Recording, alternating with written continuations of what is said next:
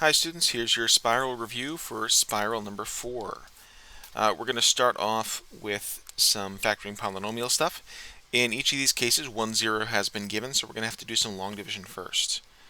For the first one, I'm going to put the 2 on the outside, that's where 0 goes, and then put my coefficients on the inside. So we've got 2 and then -3, -3, and then 2. For synthetic division, we always bring the first number down. Then we multiply. 2 times 2 is 4, and the answer goes up above the line in the next column.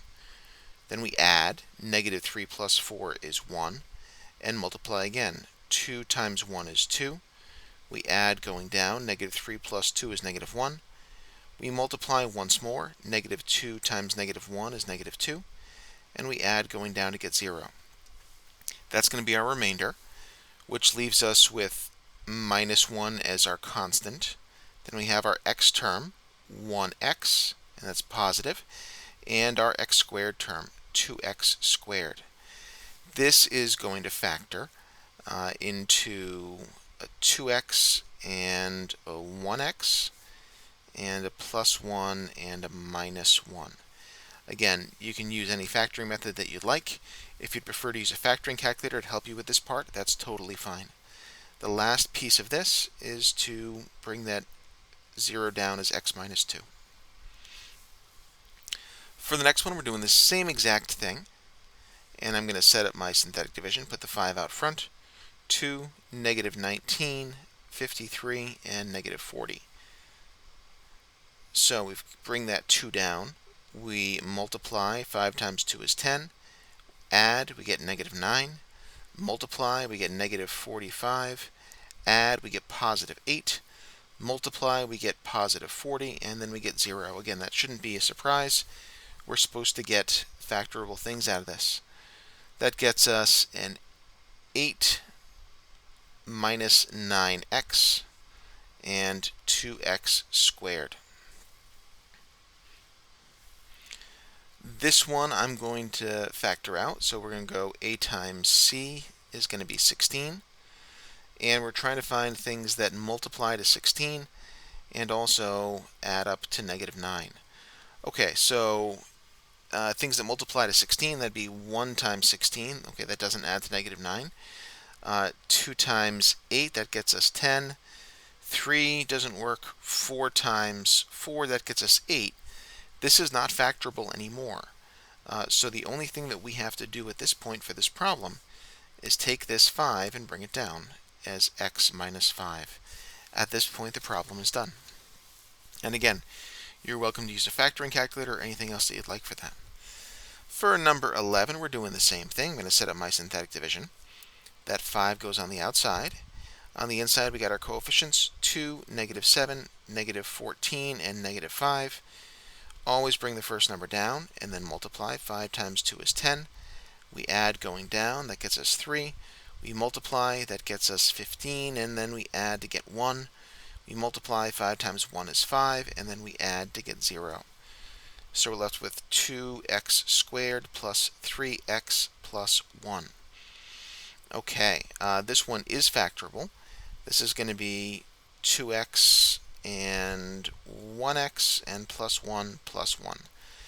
The last thing we need to do is to bring this 5 down as a factor to get x minus 5.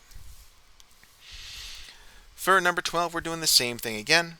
We're going to make our synthetic division, put the -5 out front, and then bring our coefficients down. So 5, 34, 49, and 20.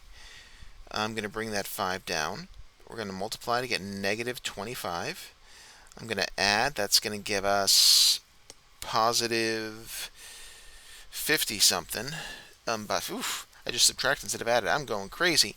That's going to give us positive 9. There we go. I'm going to multiply. That gets us -45. That gets us to positive 4. -20 gets us to 0. That becomes 5x squared plus 9x plus 4. This is going to be factorable. That's going to get us 5x and 1x. And then that's going to get us a +4 and a +1. Last part, bring that minus 5 down as x plus 5. At this point, that has been fully factored. Looking at the second type of problem that we have here, this time we're given some information and we have to figure out what k has to be to make this work. Same thing. We set up our synthetic division. Here we've got 1 and then k and then minus 5 and then 10 for our polynomial. And we're told that when we're dividing by x minus 2, that gives us a plus 2 on the outside. The remainder is 2, so our last number has to be 2. I'm going to work backwards on this one a little bit because I can figure out some of these numbers working backwards just as easily. So here, in order for this to work, this has to be a negative 8 because 10 plus negative 8 gives me 2. Okay, then I've got to figure out what has to be here. It came from this number. 2 times that number is negative 8. That number has to be negative 4. Okay, and if we've got negative 5 plus something is negative 4, that something has to be 1. Now we have some kind of a fraction thing going on here, so I'm going to hold off on that. Now I'm going to start working forwards and see if that helps. Okay, so we've got a 1, and then 2 times 1 is 2, and then we've got k plus 2 has to go here. So here's the thing that we get from this. We know that the next step would have to be 2 times k plus 2, and that would go on top, and that should equal 1. When we go and solve this, I'm going to get 2k plus 4 is equal to 1, minus 4 to both sides. We get 2k is equal to negative 3. That gives me k is negative 3 over 2. So that should be negative 3 over 2 in this equation. At this point, we're done. We have solved for k. And that makes sense based on us having some kind of a weird fraction if we started to try to go backwards and divide again there. For the next one, I'm just going to do this one all the way forwards and see if you prefer one method or the other. It doesn't matter to me. So is a factor means our remainder has to be 0. And I'm just going to set this up again. We've got 1, negative 3, k, and negative 6. And if we're dividing by x minus 2, that means we have a 2 on the outside. So again, we can go all the way forward with this one. 1 down, multiply by 2 gives me 2. Add, we get negative 1. Multiply by 2, we get negative 2. And if I add those together, I get k minus 2. If I multiply that by 2, I get 2 times k minus 2. And now I have this situation where these two things added up have to equal 0. So negative 6 plus 2 times k minus 2 must equal 0. Okay, I'll do some distribution. Negative 6 plus 2k minus 4 is equal to 0. That'll give us 2k minus 10 is equal to 0. Add 10 to both sides. We get 2k is equal to 10, and k is equal to 5. Next up, we've got to do some graphing of rational functions.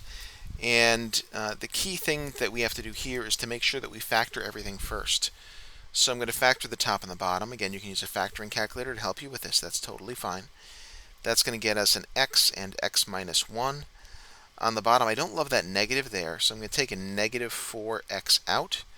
And that would get us an x and a plus 1 on the bottom. Okay. Now I'm going to do my excluded values as soon as I factor. X gives us x cannot equal 0. X plus 1 gives us x cannot equal negative 1. Now I'm going to cancel stuff out. I'm going to cancel x and x out. That means that x equals 0 is going to be a whole because that's what that excluded value would have been. The remaining piece in the bottom, x plus 1, is going to be a vertical asymptote. So x plus 1 equals 0 gave us x equals negative 1. So I'm going to write this as x equals negative 1 is our vertical asymptote. And I'm going to put that on my graph right now. So that's negative 1. All right, for horizontal asymptote, We've got the same power on the top and the bottom. The way that we can shortcut that is to write this as kind of the ratio of leading coefficients. That would be y is equal to negative 1/4. So I'm going to put that on here now. Y equals negative 1/4. X-intercepts. So now we're talking about the equation. I'm going to change colors.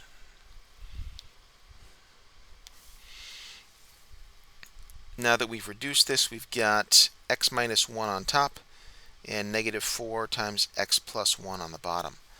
For the x-intercepts, it's whatever makes the top equal to 0. So x minus 1 equals 0.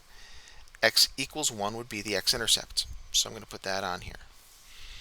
For the y-intercept, that's when we plug in 0 for x. So when I do that, we get 0 minus 1 on top and negative 4 times 0 plus 1 on the bottom. That would be positive 1/4. There's 1/4. Here's 1. And that's all the information that we're looking for. Since we have access to Desmos, we can use that to help us and get the shape of the graph. It's going to look something like this. I did forget something. We've got a hole at x equals 0, so that y-intercept is not actually going to be on the graph. It's going to be a hole instead. Same thing, we're going to start by factoring. Top's already set up for us. The bottom, I can take a 4 out and get us x minus 3. So not a heck of a lot to factor or cancel here. The excluded value is going to be x minus 3 cannot be 0, therefore x cannot be 3.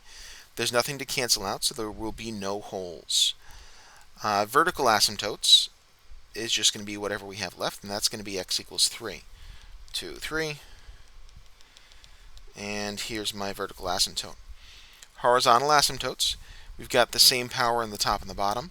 I'm going to do the ratio of the leading coefficients, and that gets me 1/4. So I'm going to put that one in here. Cool, I like it. X-intercepts, whatever the top would be 0, so x plus 4 is equal to 0.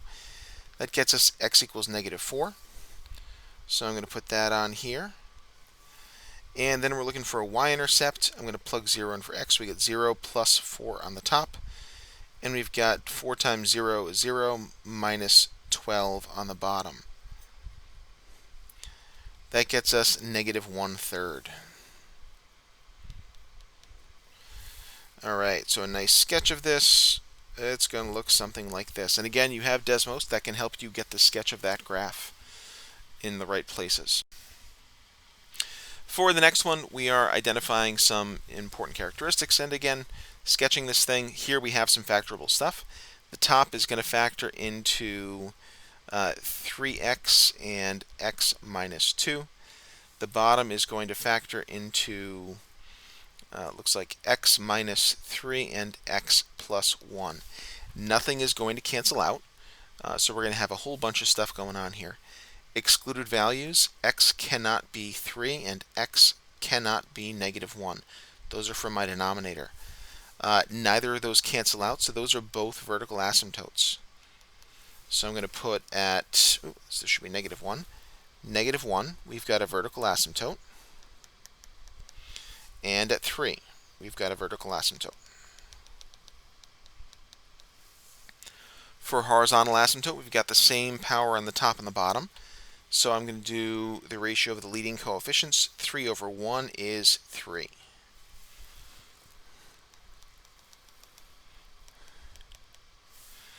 X-intercepts, I'm going to set the top equal to 0. 3x times x minus 2 is equal to 0. That tells us that x equals 0 is going to be an x-intercept. And that x equals 2 is going to be an x-intercept as well. For the y-intercept, I'm going to plug 0 in, and when I do that, I get 0 times x minus 2 on top. By that I mean 0 minus 2. And the bottom we get 0 minus 3 times 0 plus 1. That's going to be 0, and we already have that point on our graph. Nothing canceled, so we have no holes. All right, the inside of this is going to look something like this. And again, you have Desmos to help you with this, so once you have these points and asymptotes identified, please use Desmos to help you sketch the graph. Should have a piece up here and a piece up there, but those might be flipped. For the sake of speed, I'm just going to let those be even if they're wrong. All right, the last of these for the practice. Again, we're going to factor some stuff. This is going to factor into x plus 2, x minus 1 on top. And the bottom is going to be x minus 3 and x plus 2. You're welcome to use whatever factoring method or calculator that you'd like. Excluded values, x cannot be 3 and x cannot be negative 2. That comes from my denominator. We do have some stuff canceling out, so x plus 2 is going to make a whole at x equals negative 2. The remaining thing, x equals 3, is going to be a vertical asymptote. Horizontal asymptote, we got the same power again, so we're going to do the ratio of leading coefficients. That's going to be y equals 1.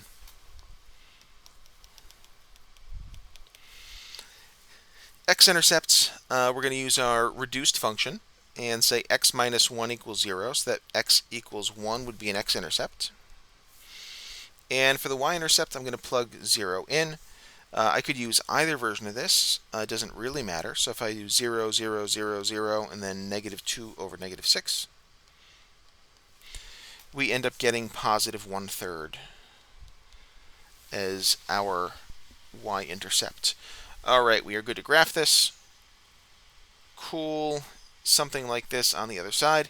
At negative 2, we're going to have a hole. And if I plug negative 2 in, we get negative 2 minus 1 over negative 2 minus 3. That would end up giving us negative 3 over negative 5, or 3/5.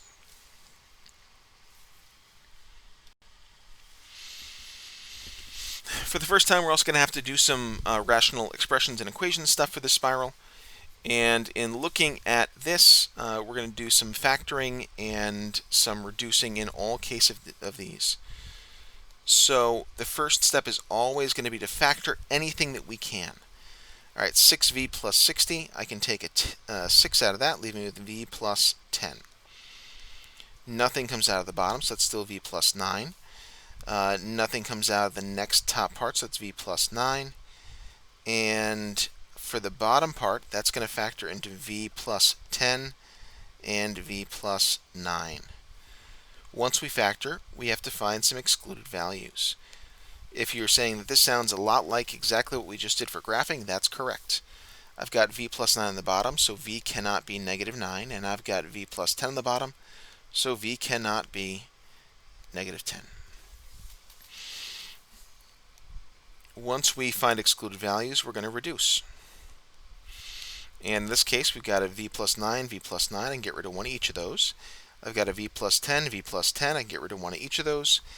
On the top, I'm left with just 6, and on the bottom, I'm left with just v plus 9. At this point, since we have identified our excluded values and reduced, we are done. For the next one, we got the same exact thing going on. I've got to do some factoring first. And when I do that, we end up with 8 is not changing, so that's cool. R squared minus r minus 6 is going to be r plus 2 and r minus 3. R squared minus r plus or minus 6. I just factored that incorrectly. I apologize. Nope, we're good. Sorry, in my head I was doing pluses and minuses backwards. So we end up with the same thing on the bottom, r plus 2 and r minus 3. And on top we have r minus 2. Okay, excluded values. So we did our factoring.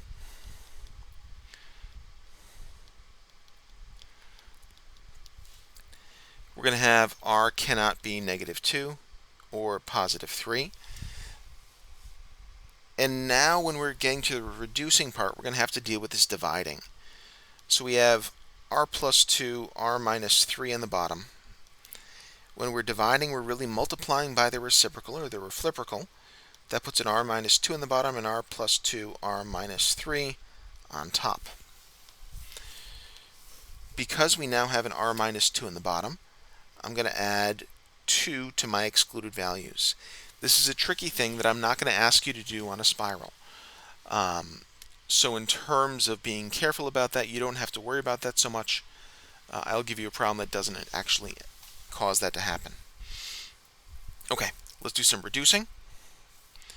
Reduce, reduce, reduce, reduce. We have one of each of those, and we're left with 8 over r minus 2.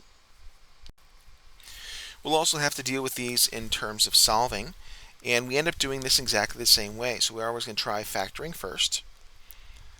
In the first one, this is not going to end up being helpful because nothing is factorable. And then find some excluded values. I can't write today, apparently. So this is x vals. There we go. In this case, n cannot be 0. That's the only thing that would cause any denominator to be 0. Here, instead of reducing, we're going to find some common denominators.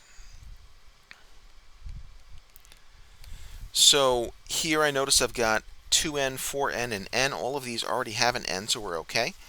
I'd like to make them all 4n if possible, so I'm going to multiply the first one by 2 over 2. That gets me 2 over 4n. And then we've got n minus 4 over 4n. And to get 1 over n to be the same thing, let's multiply this by 4 over 4. That gets me 4 over 4n. That leaves me with just the stuff on top because we're going to cancel the whole denominator thing out. We get 2 equals n minus 4 plus 4. Minus 4 plus 4 go away too. We're left with n is equal to 2 as our answer. That is not an excluded value, so we are good. For the next one, again, we're going to factor to start this thing out. I do have some stuff that'll factor this time into x times x plus 3 and x times x plus 3.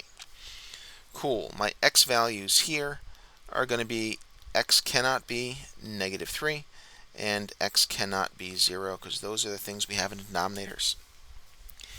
The only denominator that's different is the first one, and that's missing an x. So when I find common denominators, I'm going to multiply that by x over x, leaving me with the equation x over x times x plus 3 plus 2 over x times x plus 3 is equal to 1 over x times x plus 3. Since all three denominators are now the same, we can get rid of those. We're multiplying by that to cancel them out. And we're left with x plus 2 is equal to 1. Solving that, we get x is equal to negative 1. That's not one of my excluded values, so we are okay. For the last section, we're doing some graphing of exponential and log functions. You're given the mother function for y equals 2 to the x, and we're trying to graph 2 to the x minus 1 minus 2. You've got to show asymptotes. You've got to show a few points. So I'm going to do this with transformations. X minus 1 in parentheses means that we're going to go 1 to the right, and we're going to go down 2. The down 2 really affects our asymptote. So we're going to take a look at that asymptote first, and it's going to move down 2. So here's our new asymptote, y equals negative 2. To get 3 points, I'm going to use 1, 1 first. It's going to go right 1, down 2. I'm going to use the point, it looks like 2, 4. It's going to go right 1, down 2. And then I'll use the point 3, 8. And that's also going to go right 1, down 2. My new curve is going to look like this.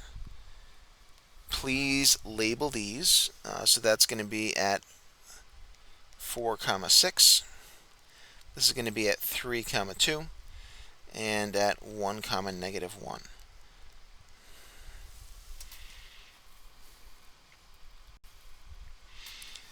Same thing. We're going to start off with our asymptote. This is being moved down 3.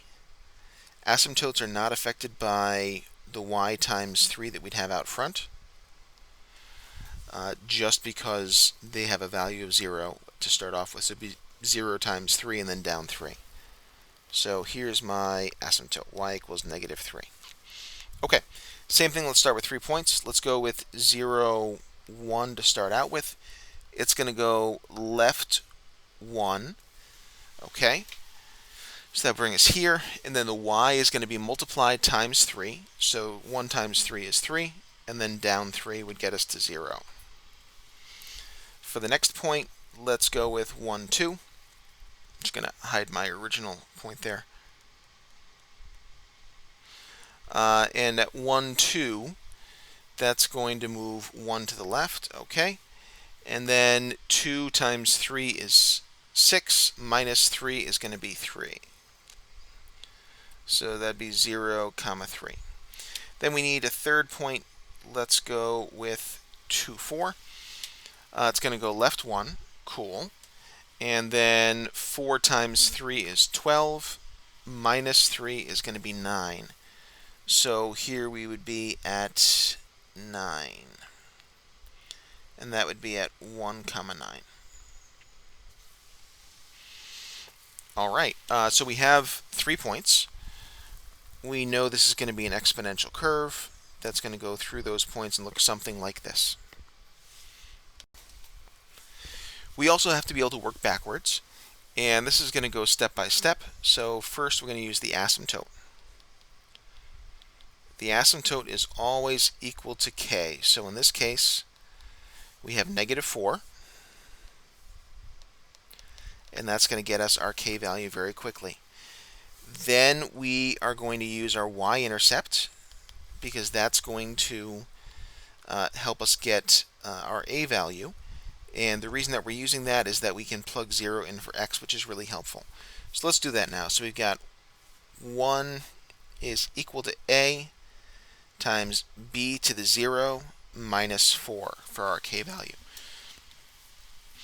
All right, b to the 0 is 1, so that kind of goes away.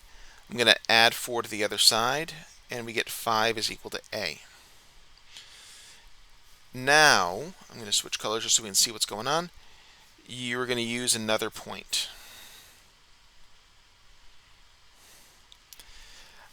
Of the points that were given, I'm probably going to use 1, 6, just because it's a nicer number. So we've got 6 is equal to 5, b to the 1 minus 4. Add 4 to the other side, we get 10 is equal to 5b. And divide by 5, we get b is equal to 2. My equation is going to be y is equal to 5 for a, 2 for b, x, and then minus 4 for the k. This problem at this point is now done. We're doing this again, and again we're going to start with our asymptote. That's going to be our k value. So in this case, k is equal to -3. Then we're going to switch and use our y-intercept, because that's where x is equal to 0. So when I plug that in, we've got 6 for the y is equal to a times b to the 0, and we said k was -3, so -3. b to the 0 is 1. If I add 3 to the other side, I get 9 is equal to a. Okay. Then we're going to use another point. So we're given 124 and -10. I kind of like 124 a little bit better because we don't have a -1 there. So when I plug that in, we are going to have 24 is equal to, we said a was 9, b to the 1, and then -3. If I add 3 to the other side, we get 27 is equal to 9b. Dividing by 9, we get 3 is equal to b. My final equation is going to be y is equal, we said a was 9, b is 3, to the x, and then -3 for k.